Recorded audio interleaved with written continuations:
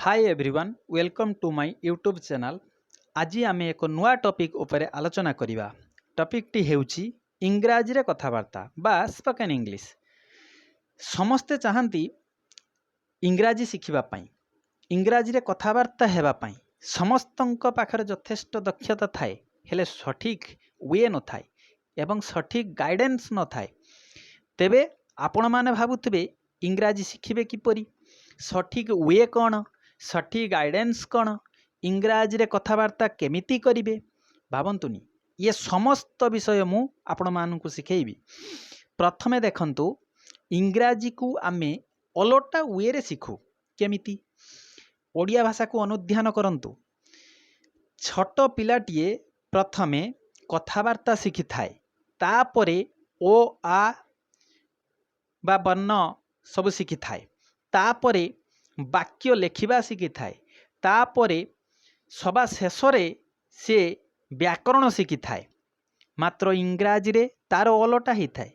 प्रथमे आमे एबीसीडी शिखु, तापरे व्याकरण शिखु, तापरे वाक्य लेखिबा शिखु और शेषरे कथावार्ता शिखिबा को चेष्टा करू, जहाँ आमको कष्ट लगी थाए।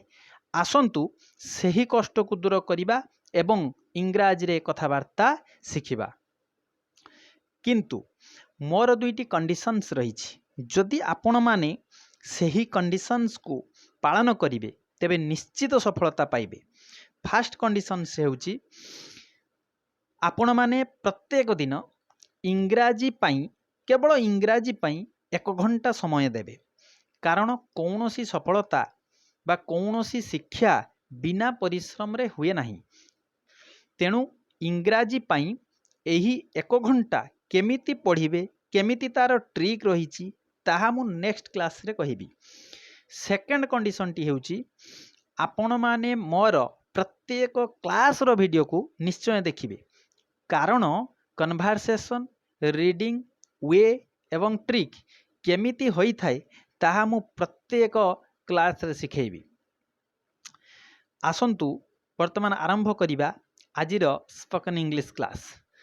देखंतु मो सहित आपण माने मु जेउ सेंटेंस गुडी को कहिबी, सेई सेंटेंस गुडी कर केमिति कुहा जाए, केमिति तार उच्चारण हुए एवं केमिति तार ट्रिक रही, मु सबू एई वीडियो रे कहिबी। आपण माने धीर स्थिर भाव रे मो सहित कहिबा पई चेष्टा करंतु। एई किछि सेंटेंस मु एई वीडियो रे रखिछि, जेउटा प्रतिदिन व्यवहार हेउथबा वाक्य गुडिक। आसंतु फास्ट सेंटेंस टी जानिबा जे व्हाट इज योर नेम। मु लिखिछि व्हाट इज योर नेम। आपण माने भी मो सहित कहंतु व्हाट इज योर नेम। आपण माने मते पचारंतु व्हाट इज योर नेम। यार अर्थ हेउची आपणकर नाम कौन। व्हाट इज योर नेम, आपणकर नाम कौन, आपणकर नाम कौन, सेठी आपण माने उत्तर देबे। मो सहित कहंतु माय नेम इज। आपण माने कहंतु माय नेम इज, आपणकर नाम टी सेठी प्रेस करंतु।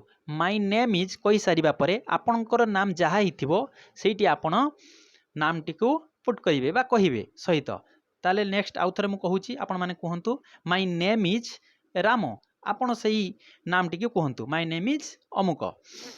नेक्स्ट देखंतु आउ गोटिए मु सेंटेंस नैची, से सेंटेंस टी होची कोन ना व्हाट आर यू डूइंग। वर्तमान आपण व्हाट आर यू डूइंग, आपण भी कहंतु व्हाट आर यू डूइंग। वर्तमान आपण कोन करूछंती, उत्तर रे कहंतु। वर्तमान आपण माने भी उत्तर रे कहंतु। मु जेडा कहूची तार प्रोनाउंसिएशन सह कहूची, आपण सेटा को कहंतु I am currently watching YouTube. यार माने होची मु वर्तमान यूट्यूब देखुची, मु वर्तमान यूट्यूब देखुची। आपण इंग्राजी रे कहंतु मो सहित I am currently watching YouTube. I am currently watching YouTube. 3 number sentence टी देखंतु हाउ आर यू। आपण भी कहंतु हाउ आर यू, आपण किपरि अछंती। ओडियाटा कहिबेनी, इंग्राजीटा कहंतु हाउ आर यू, आपण किपरि अछंती। I am fine, I am fine, मु भलो अछि।